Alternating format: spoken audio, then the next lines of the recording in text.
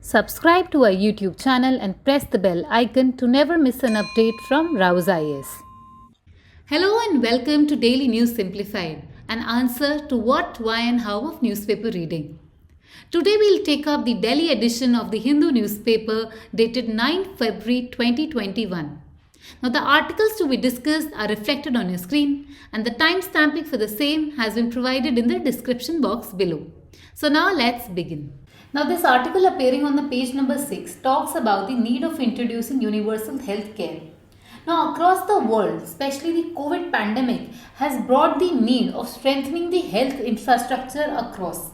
Now in this article the author talks about need of facilitating steady but incremental path towards strengthening the rural infrastructure with respect to the health care.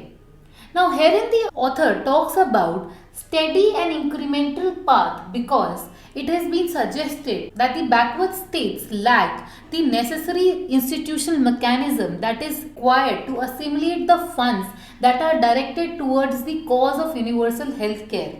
Hence, there is a need to build a steady, sustainable model towards universal health care that aims at increasing the strength of the grassroots institutions and processes.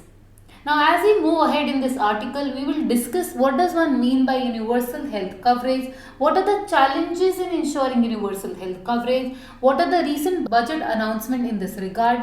Further, we will look into the problems that the Ayushman Bharat has been dealing, and at last we will give certain suggestions to facilitate the dream of universal health coverage.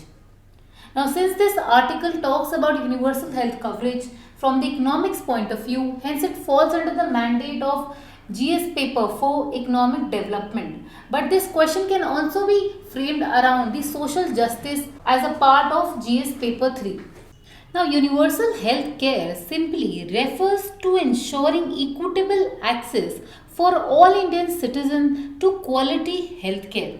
Now, this encompasses 4 things. That is promotive healthcare, preventive healthcare, curative healthcare, and even rehabilitative healthcare. Now, promotive healthcare here refers to promoting good and healthy practices such as sanitation in the society. Preventive healthcare refers to undertaking preventive measures for prevention of diseases such as vaccination. Curative healthcare refers to undertaking curative measures when a person has fallen ill. And at last, rehabilitative measures that can also be understood as post-hospitalization therapies that people undertake to go back to their original state of health before they got affected. Thus, the universal healthcare must ensure all these 4 steps, that is promotive, preventive, curative and rehabilitative healthcare. Only then it will be able to deliver on these 5 aims that universal health coverage across the world aims to deliver. That is greater equity, enhanced health outcomes, efficient accountable system, reduced poverty and financial protection. Thus, the core of universal health care lies in these 4 A's. Availability of health services, accessibility to these health services, affordability of these health services, and at last accountability for rendering of these health services. Now moving on to the significance of universal health coverage in India. Now one of the most important reasons that make universal health coverage important is that it will help India meet 2 of its sustainable development goals. That is sustainable development goal 1 that aims at ending poverty and sustainable development goal 3.8 that calls for universal health coverage. Further, it will help Indians from slipping back into poverty. Now let us try to understand what is this vicious circle that causes lack of universal health coverage to result in poverty.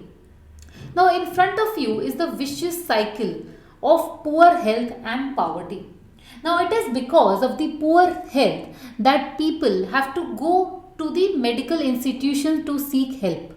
Now here in India, it is the dominance of private sector as much as 80% in healthcare, medical treatment very expensive that makes processes and expenditure very high, giving rise to high out of pocket expenditure as much as 60%. Now, this results in poverty, and because of this poverty, the individuals are not able to consume adequate number of calories and nutrition in terms of especially the micronutrient deficiency. Now, this results in lack of promotive and preventive health care, as the nutritional needs of an individual is not adequately met, and this results in what is known as immunosuppression. With this compromised immunity, these people are further viable of getting affected by disease quite easily, and this further results in poor health outcomes. This vicious cycle keeps on going endlessly, resulting in continued poor health and enhanced poverty levels in the country. Now let us look into details with respect to problems in ensuring universal health coverage in India. Now let us look into the problems in ensuring universal health coverage in India as of now. The first and the most prime example is low expenditure on health. The combined expenditure of center and state on health as of now is barely 1.5% of GDP, which amounts to rupees 3 per person per day, which is very poor given India is an emerging economy of the time. And as is visible in this diagram, that India is one of the lowest countries that has been making poorest expenditure on healthcare. And India is even lower than countries such as Bhutan, which is India's neighbor and has been making as much as 2.5% GDP contribution towards health. Now moving on to the second point. Now in India, the out-of-pocket expenditure accounts of a total expenditure as much as 60% on account of expenditure incurred on medicine, diagnostic tests, consultation fee, etc. This is considered to be one of the most important reasons for pushing the families below poverty, as we had discussed in the vicious poverty diagram. Now third is the lack of accessibility.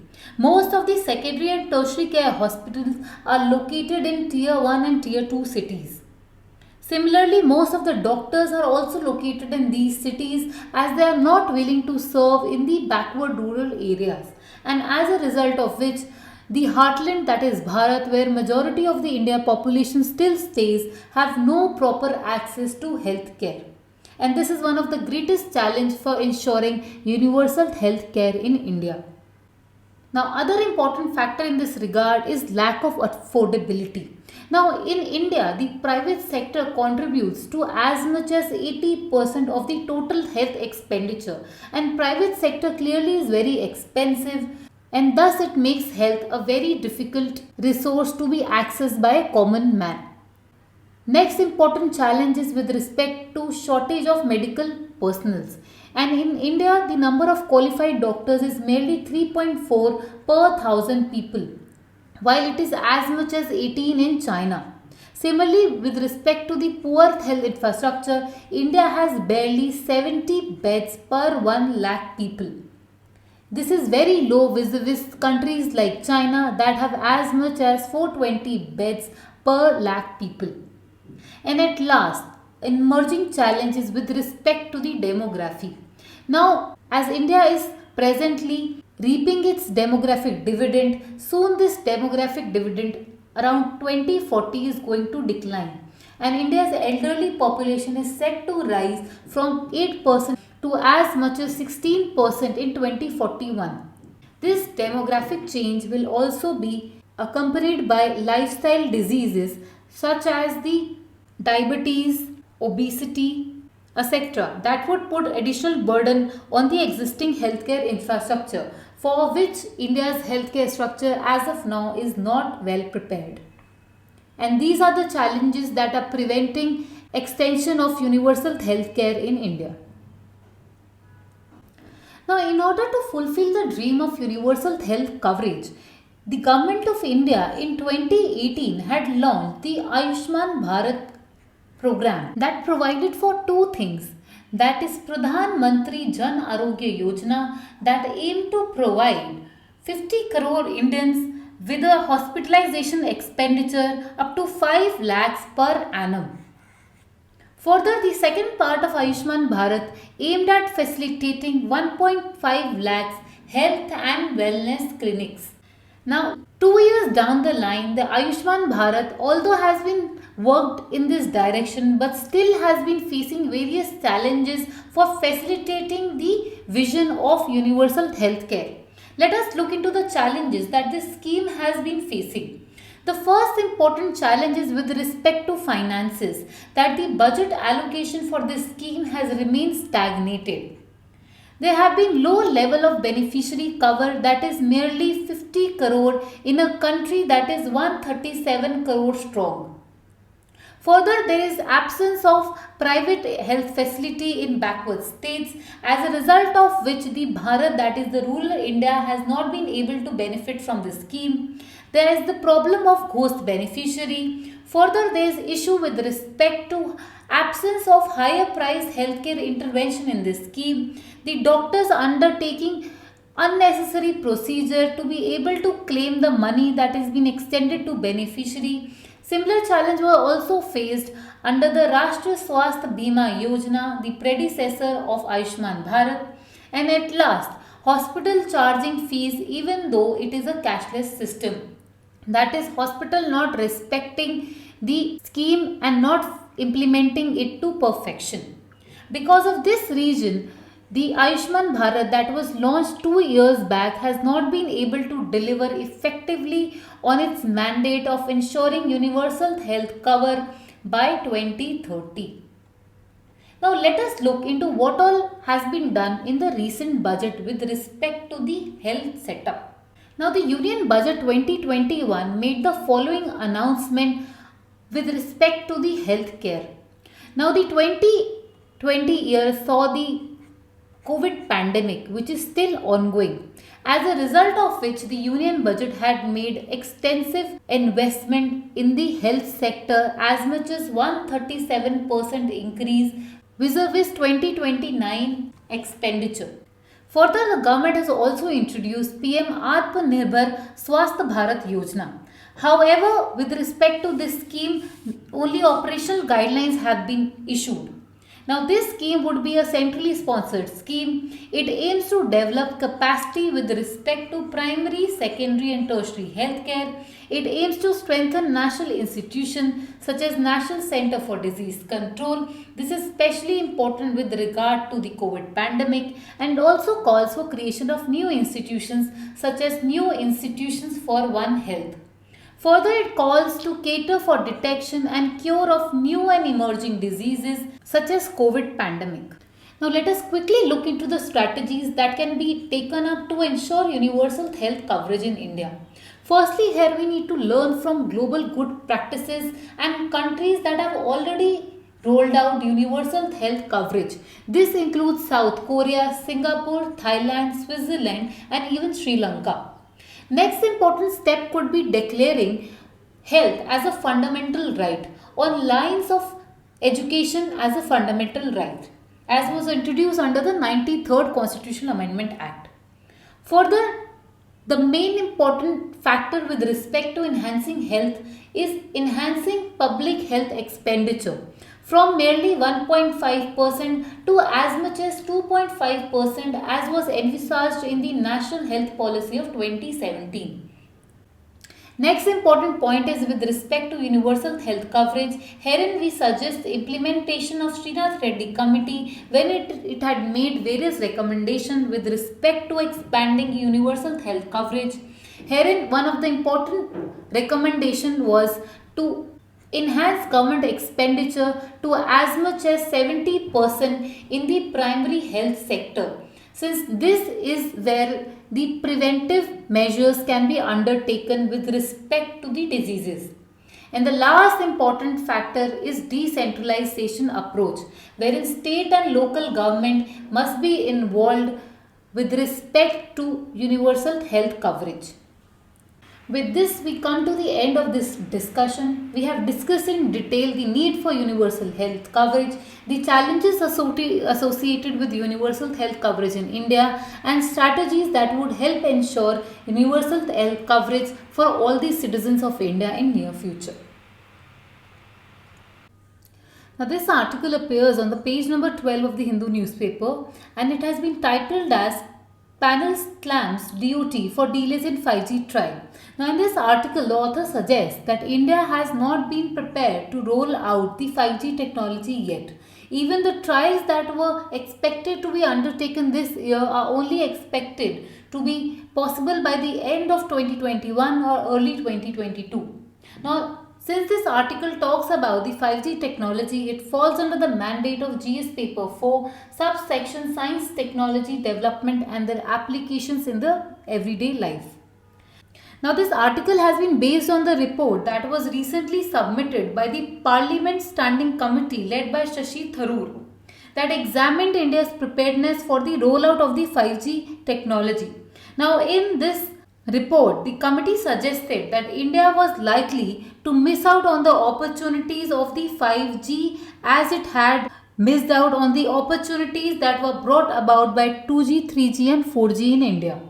And thus, in this article, as we move ahead, we will discuss the challenges that India is facing with respect to effective rollout of 5G. Now, in this article, we will not be discussing the 5G technologies and its applications, as that has already been discussed in one of the previous DNSs as has been reflected on the screen. But let us try to summarize what we had learned in that DNS. Now, as we all know, 5G means the fifth generation mobile network that has been introduced after 1G, 2G, 3G and recently 4G. Now, this technology is designed to connect virtually everyone and everything. Its capability brings out huge new potential for people, businesses and society at large. And thus, in this article, we'll discuss what are the challenges that are holding back the rollout of 5G in India. Now, the first and the most important challenge here is with respect to lack of availability of adequate spectrum. Now, presently, there is only availability of 175 MHz in the spectrum range of 3300 to 3600 MHz, which has been internationally allocated for the rollout of 5G. Now, in India, there is a lot of competition for this megahertz of range, because along with Ministry of Telecom, there is also Ministry of Space and Defence that needs this spectrum for use. And thus, after all this allocation, it is only 175 megahertz that is remaining for 5 to 6 telecom operators that aim to roll out 5G. However, for every telecom to have a operational and an efficient 5G, they require minimum 80 megahertz.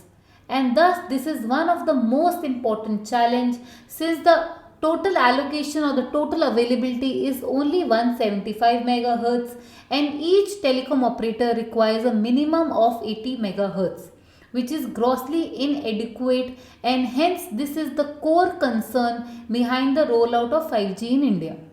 Now, the second important concern is with respect to the pricing of this spectrum. Now, Department of Telecommunication has suggested a base price of rupees 492 crores per megahertz. Now, this price is massively more, like at least 30 to 40% more than the international standards in countries that have already rolled out 5G. For example, South Korea. And thus this makes out spectrum rollout in India a huge challenge economically. Now, the next important concern is with respect to the low status of fiberization. Fiberization refers to the low optical fiber network which has not still been as dense as is required for the effective rollout of 5G. Now, suppose these are 4 different households, and in order to connect them with the internet, we would require optical fiber cable to be laid down underground. And thus, in order to facilitate this laying down of wires, we would require right of way. Now, what is right of way? Right of way refers to a legal right to pass along a specific route. Suppose this is one house and this is another house, and in front of this house there is a tree. Now, in order to pass an optical cable from house A to house B, it might be required that this tree is uprooted to order to facilitate the underground laying of wires. But this is not easily done, and hence this creates what is known as right of way issues.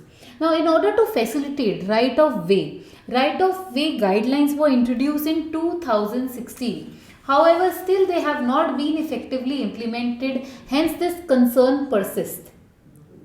Now, the last important concern is with respect to deficient backhaul. Now, what is backhaul? The backhaul refers to the connection that the internet servers have with respect to the controller of the internet. Now, for 4G, this backhaul was mostly dependent on microwaves. But for 5G, this would require, alongside microwave, also it would require use of radio waves. And as the capacity of this backhaul increases, the 5G rollout will become more efficient, since 5G is a more dense network and requires higher bandwidth. For example, you were using an internet on 4G and it worked best on 100 kbps. But for 5G rollout, this would automatically jump 10 times. The network needed to sustain this sort of data exchange would require a strengthened infrastructure, and hence the backhaul needs to be strengthened. So with this we come to the end of the challenges that are hurting the 5G rollout. Now let us look into the solutions that was provided by this committee.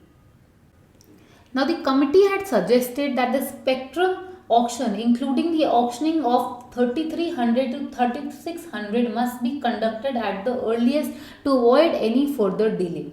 Further, the Department of Telecom Communication needs to have a fruitful deliberation with the Ministry of Space and Ministry of Defence that also need this particular spectrum, so as to know the proper availability and to plan the future ahead in a proper fashion. And lastly, it is suggested that there is need to review the spectrum pricing policy, which is highest in the world. Further, there is a need to address the fundamental differences that have arisen between the telecos and the TRAI with respect to the fixing of these prices. With this, we come to the end of this discussion. Now, this article appearing on the page number 8 of the Hindu newspaper talks about the recent protest that has hit the state of Kerala. Now, recently, the Ministry of Environment, Forest and Climate Change has brought about a draft notification that aims to provide a buffer around the Wayanad Wildlife Sanctuary. Now, this wildlife sanctuary is located on the north of Kerala, about which we will discuss a little later. But before that, let us understand the cause behind this fresh round of protest. Now, this protest has been launched after this draft provided for ecologically sensitive zones in terms of buffer zone around this sanctuary. Now, declaration of such ecologically sensitive zone is not a new topic, and this has been an ongoing debate and discussion since 2010, when Madhav Gadgil Committee or the Western Ghat Ecologically Expert Panel introduced as much as 62% of the Western Ghat to be declared ecologically sensitive zone. There was huge protest that was raised against this panel, and hence government had to set up another panel known as the Kasturi Ranjan panel. Now this panel, although brought down this number to a huge margin to 37% of Western Ghat, but still there have been lot of debate and discussion with respect to the evergreen concern of development versus conservation. Now this fresh round of protest has further taken this debate ahead. Now in this recent debate, the state government had requested the ecologically sensitive zone to be restricted to 88.2 square kilometers around this sanctuary.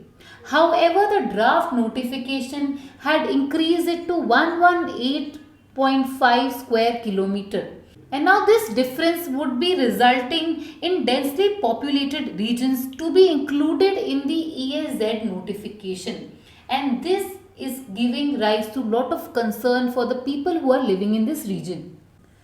Now, people living in this region that have been protesting against this draft notification have suggested that if this notification is approved, it would result in at least 30% of the Wayanad's total area to be coming under the ecologically sensitive zones.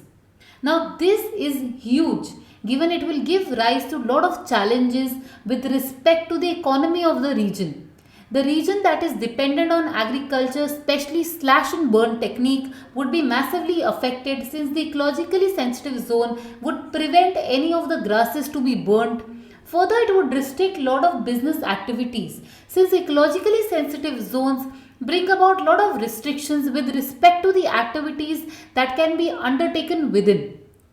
Further, the notification introduces lot of curb on vehicular traffic. Now, clearly, if there is no traffic that is entering or going out of that region, the economical activity as such cannot function.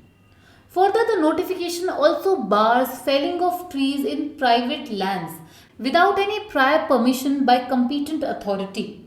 Now, any such permission for such a small thing such as falling of trees in one's own private land gives lot of concern for people who are mostly dependent on the natural fruits that this land produces for fulfilling their nutritional, health and economical needs.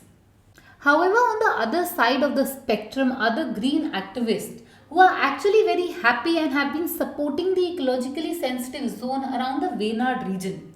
Now, as per these activists, ecologically sensitive zone will help to act as a shock absorber for this wildlife sanctuary.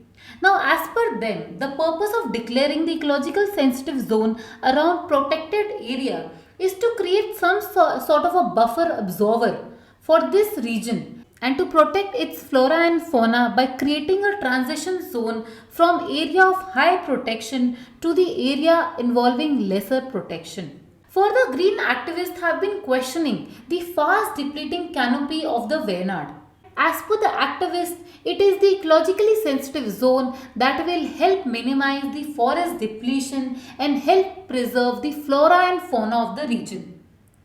At last, it is suggested that this will help curb human incursion in the wildlife habitat and lessen the animal-man conflict that has been happening in the recent times.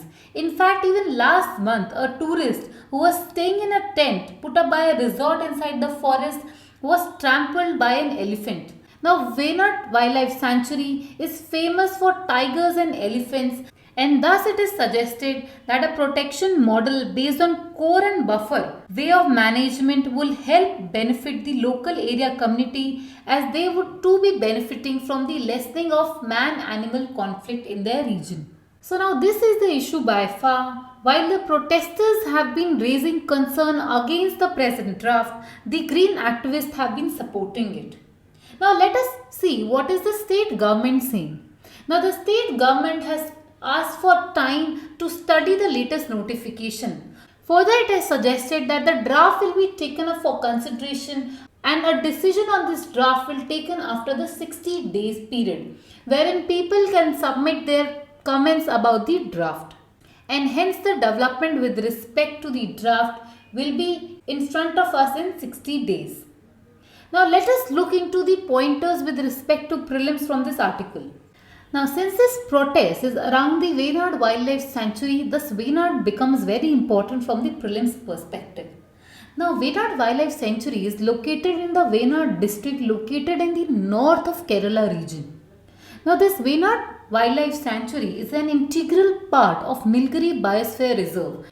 Now, Nilgiri Biosphere Reserve, as is represented here, is a huge biosphere reserve that was established in 1973 and has been first from India to be included in the UNESCO designated network of Biosphere Reserve. Now this Biosphere Reserve includes 6 national parks and sanctuaries that include the Wayanad Wildlife Sanctuary, Bandipur National Park, Nagarhole National Park, Madumalai Wildlife Sanctuary, Silent Valley National Park, Mukurti National Park. Now in this map you do not see Nagarhole National Park or the Rajiv Gandhi National Park, but it is located somewhere here next to Bandipur National Park. Now let's look into couple more important points that you must know about Wayanad Wildlife Sanctuary from the point of view of prelims.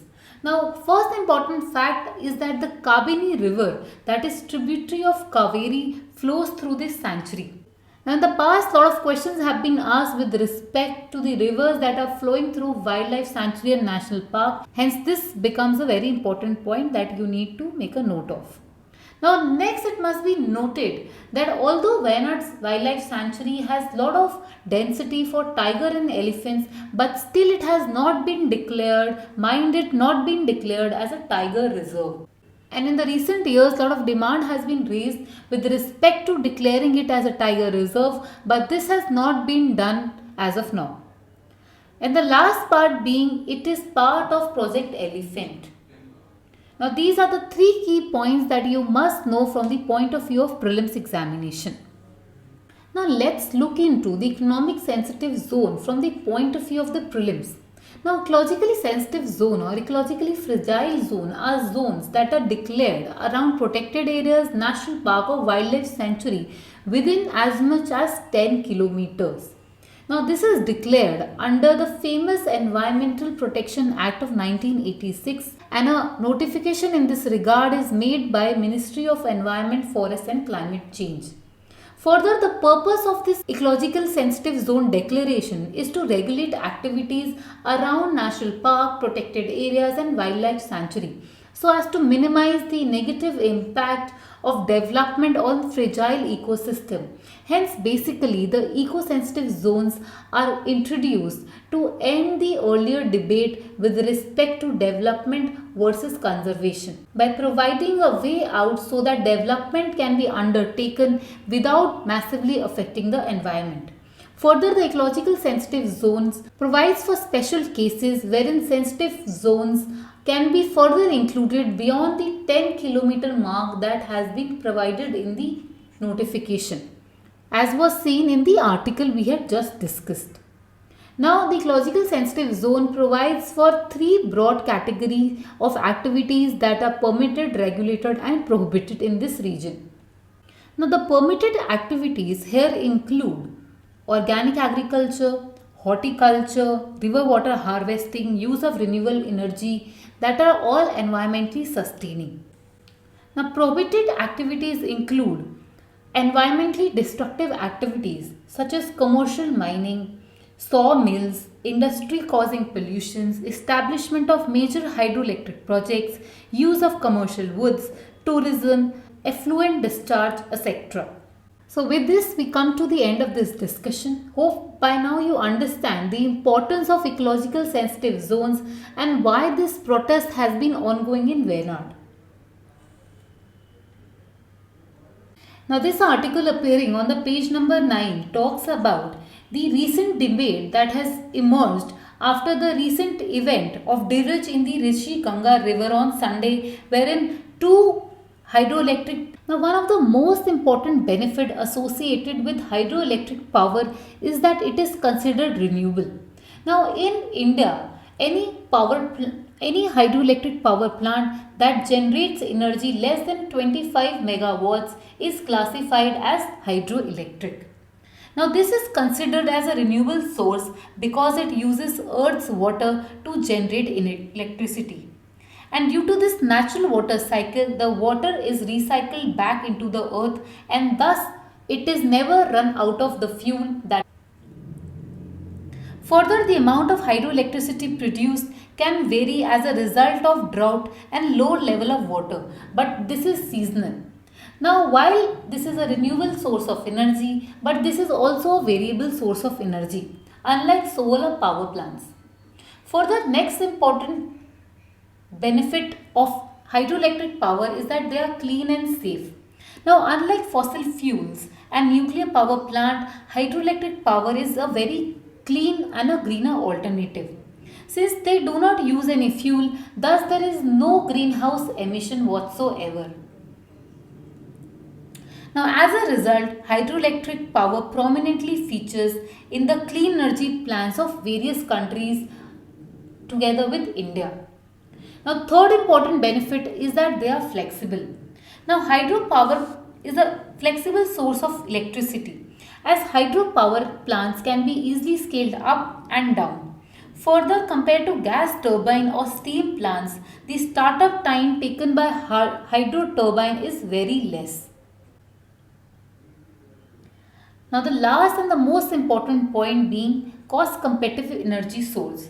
Now, despite the expensive upfront building cost, hydroelectric power is still very cost competitive since they are very low maintenance and low operations. Therefore, they need minimal as they are low on maintenance and operations. Further, they use very few parts and thus they require minimal replacement.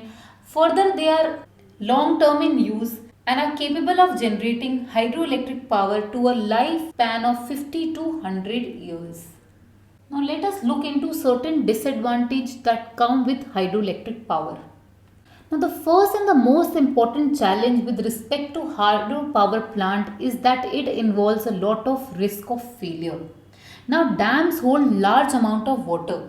Because of substandard construction or even a natural disaster or a purposeful sabotage, this extreme influx of water can be catastrophic to both human life and to the flora and fauna of the region.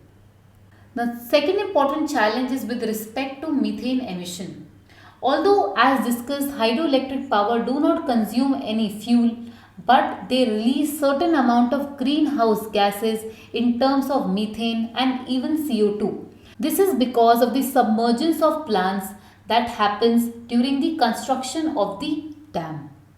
Third important challenge is that it may lead to drought, especially with respect to the people living on the downsides who are dependent on the water released by the dam. Suppose this water is not released and the rainfall is poor, the people do not get access to adequate water.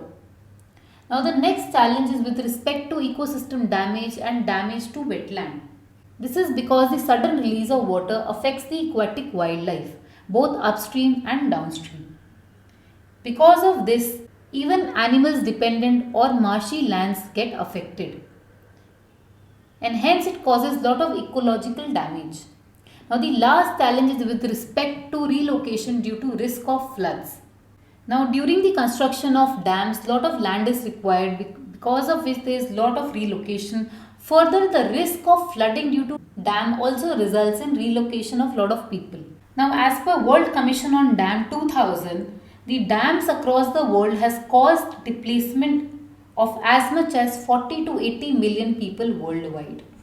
And thus we can see the huge challenges that are associated with hydroelectric projects, because of which green activists have been challenging the constructions of hydroelectric projects. With this we come to the end of this discussion.